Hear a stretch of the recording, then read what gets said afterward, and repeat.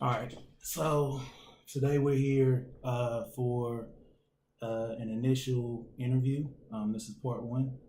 Um, this is Jasmine, by the way. Ultimately, Jasmine, there's a couple of exceptions that kind of go along with every interview that anybody does. There's something that's called the rules of confidentiality. Notes to be taken as we're actually going through the interview process. No one but myself will be able to see them, with the exception of mandatory reporting scenarios such as abuse, neglect, or endangering, or will be reported to my supervisor. Once again, this is an initial interview, gaining basic information and groundwork for future interviews. Other than that, how is your day going? Pretty good.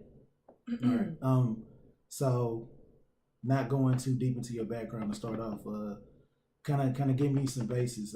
Tell me what got you interested and started with Golden Gloves. So growing up, I was overweight. I kind of had some self-esteem issues. I was always very active as an athlete in junior high and high school, but still carried that extra weight. So after graduating high school in 2004, I moved to New York, and my cousin was working out at Bally's, and I saw a girl in the ring, and she was boxing. And up until then, I had never really seen anybody. I've heard of Layla Ali, but actually seeing it in the physical was new to me. So I was intrigued by her ability to move around the ring and get a good workout, and just it felt something in me was like, oh, I got to do that. So with me struggling with my weight, I decided to get into boxing to initially lose weight. And then as I went along, I was encouraged to start boxing amateur. And then I went on to the Golden Gloves. Okay, so just kind of giving perception to the fact that you kind of touched on the fact that you started off as it being a health situation. Can you give me like some more background kind of upon your upbringing?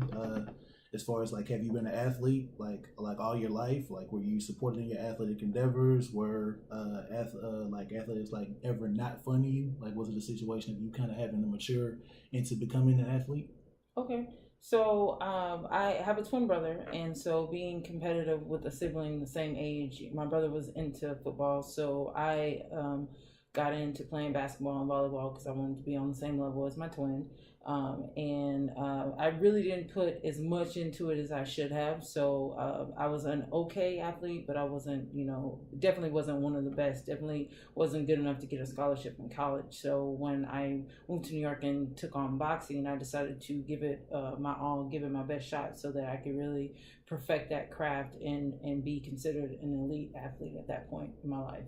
Okay, so it was more so a situation of you kind of having sibling rivalry is the reason why it is that you kind of pursued your athletic endeavors. Yes. Okay. As far as like going back to the Golden Gloves, can you kind of bring me back to your qualifying fight, like your actual fight for you to get your Golden Gloves, and like the last match that you actually had or bout, and how did you feel during the bout, and what was like your what was the preparation time for that actual fight? Okay. Yeah, no problem. So I did my last amateur fight, and I went 2-1-1, so 1-2, lost one, tied one, and then at that point I qualified for the Golden Gloves. So my trainer signed me up unwillingly because at that point I was pretty much done with it, but I decided to give it a go, even though I wasn't really comfortable with taking it to the next level.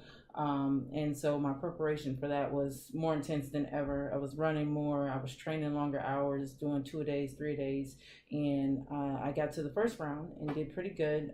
I would say I got past the first round, won that first fight, went to the semifinals, and leading up to the semifinals, I was kind of nervous because I was aware of my opponent. I had watched film on her. I've heard stories about her, how great she was, and she had a basically like a 10-year head start on me. And she started at the age of like 8, and here I was 18 years old before I even started boxing. So I kind of felt like she had that advantage on me. So I did a lot of preparation and trying to match her skill wise. So leading up to the fight, everything was good. I was training hard. I was mentally prepared, physically prepared, and so halfway into the fight, I quickly realized that I was getting beat and she had the advantage, but I didn't want to give up, so I kept going. and ultimately she did defeat me because she had more points than me. Okay. Take me back to the threshold, if you will. You said that you got into the fight, and as you being engaged in the fight, you actually started to either question your ability, or you question more so your preparation. Like kind of dig a little bit deeper for me to understand like why it is that you felt like you were either incompetent or you felt like you were a little bit underprepared. Like, give me a little bit more background as far as the preparation period. Okay. So immediately, as soon as the bell, sound of the bell, it started off fast. And I knew she was fast, but I didn't realize how fast she was until like the first 15, 20 seconds. I was like giving it my all. And she was ducking and blocking every punch that I threw. And I couldn't block hers as fast as I thought I could. So she gained points like fast up on me. So I was at a point where I was defenseless, and I started questioning my ability, even though I thought I was prepared. Okay. Okay. So expanding on that actual fight, like I don't want to keep on bringing you back to that period or whatnot. It's just more so trying to understand the validity on the feeling, the emotion that kind of went along with that actual fight. So expanding on those last minutes that you were in that actual fight, where, if at all, do you feel like you went wrong in your performance or your mental preparation for that round and for the actual fight? Like if there was any type of extra preparation that you felt like you should have done or could have done as far as conditioning or kind of thinking or anything on those lines, do you think that there was anything that you could have improved on to make it so that your actual performance would have been better? Okay. Absolutely. I definitely feel like I should have, I had an opportunity to squeeze in 2 more amateur fights leading up to that, but I thought that I was prepared, and I chose to rest and just kind of go about my normal routine with my training instead of actually going through those fights, because I felt like at that point the opponents were beneath me, and I didn't want to, I guess, sabotage my record or take the chance of getting injured leading up to that more important fight. Okay. Okay.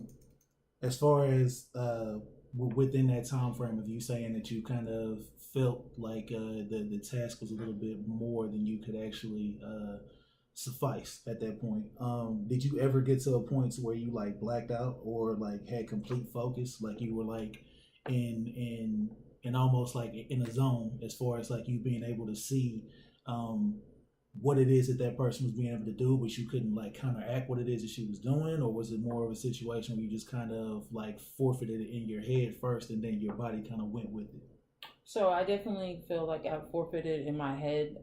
Mentally, I just felt like she was faster and better, and I started questioning my ability. And like I said earlier, I couldn't really block her punches. Like it was nothing out of the norm. It wasn't anything spectacular, anything I hadn't trained for to defend.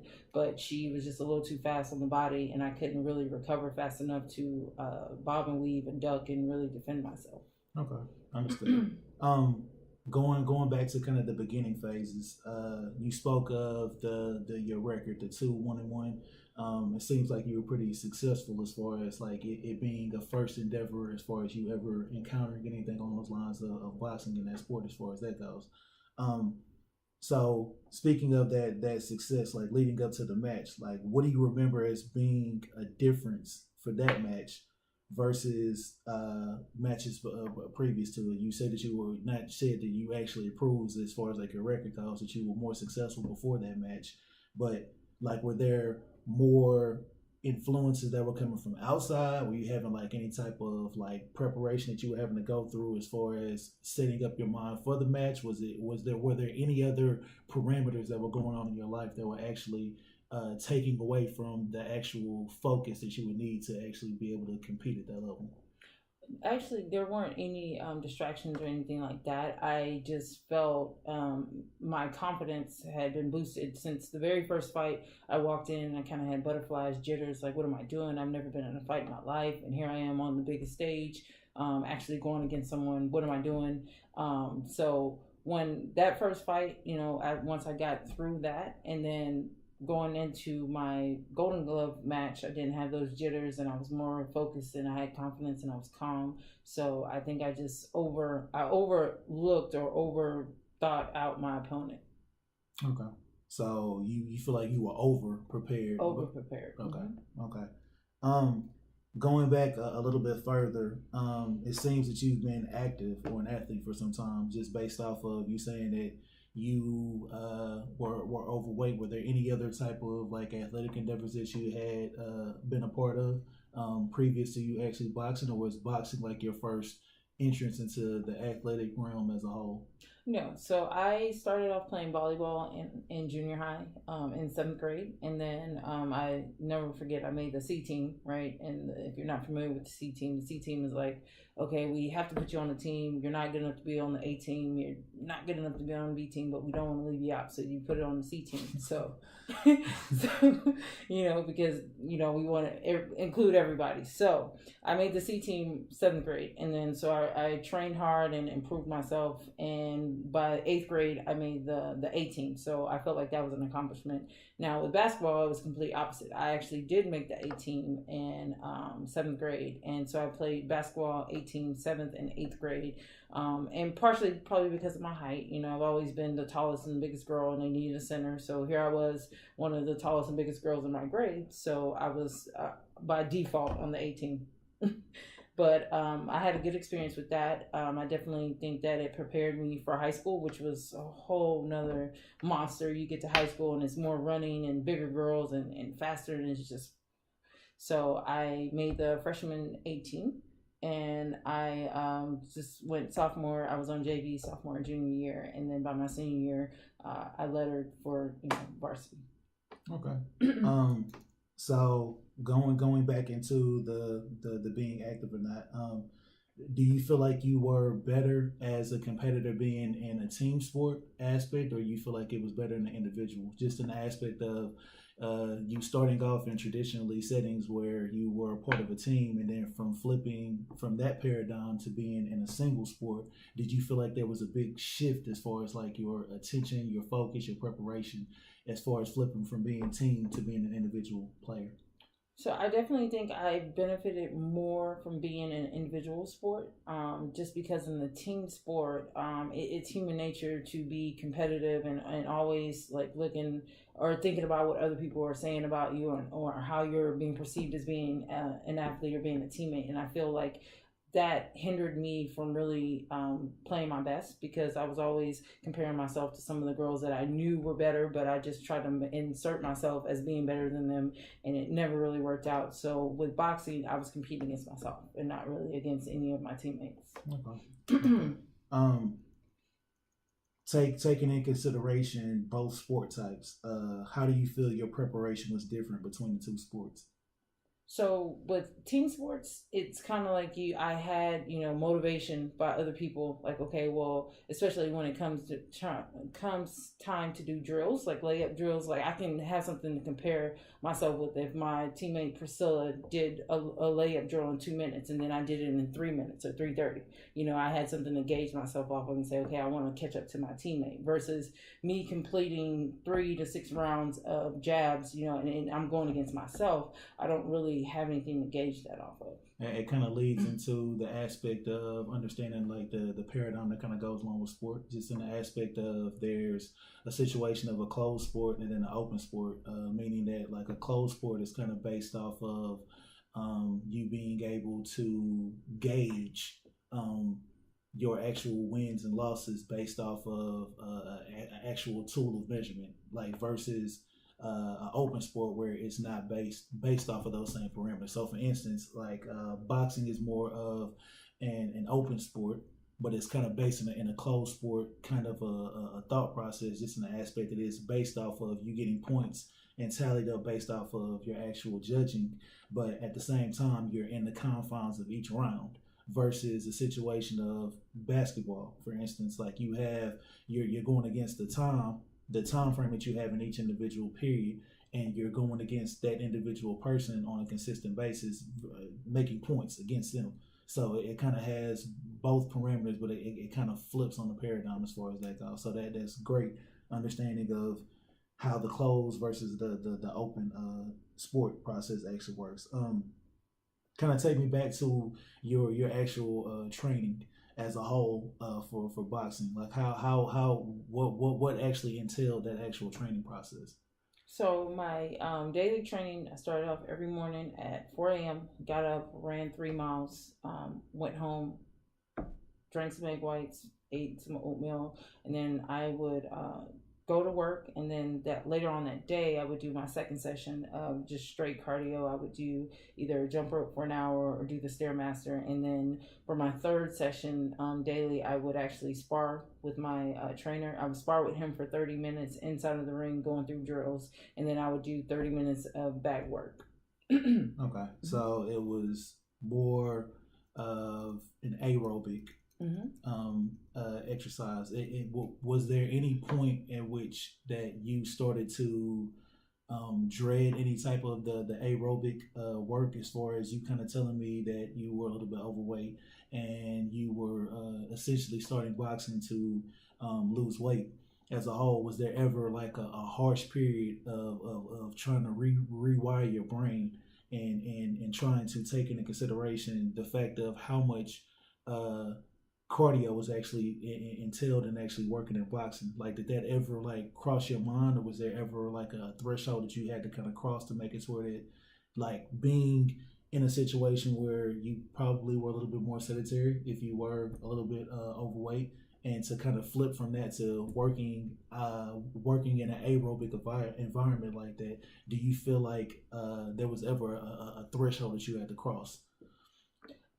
No, not really, because I had, at the point in time when I made the decision to start boxing, I knew I needed to make a change, and I was willing to do whatever it took, because I had failed in at certain things like before in the past in trying to lose weight, and I just knew that this was going to work. So I just put it in my head, and I was determined to do the cardio, and it actually made me fall in love with doing cardio, to where in my adult life now, like that's my go-to. I would prefer to do hours of cardio versus doing strength training. So I didn't really have to cross any threshold, because I just knew that that's what it was going to take for me to not only lose weight but ultimately have the type of conditioning that I needed to be successful. And the epiphany that kind of comes along with that is the fact that, like, I think that you probably have even tapped into what's considered to be the runner's high. I don't know if you're actually familiar with the actual thought process that goes along with it, but it's basically like where you kind of lose all consciousness as far as the world that's actually around you, and you kind of focus on either your next step, your next breath. You're actually in tune more so with the rhythm of your actual running more than you are with the outside environment. And it seems like you kind of hit that threshold as a whole. And you kind of flipping your thought process to take advantage of the aerobic sense that kind of went with boxing as a whole. As far as understanding and getting your actual background and everything, I feel like we probably have enough information to kind of start your process or whatnot. Are there any questions that you have for me?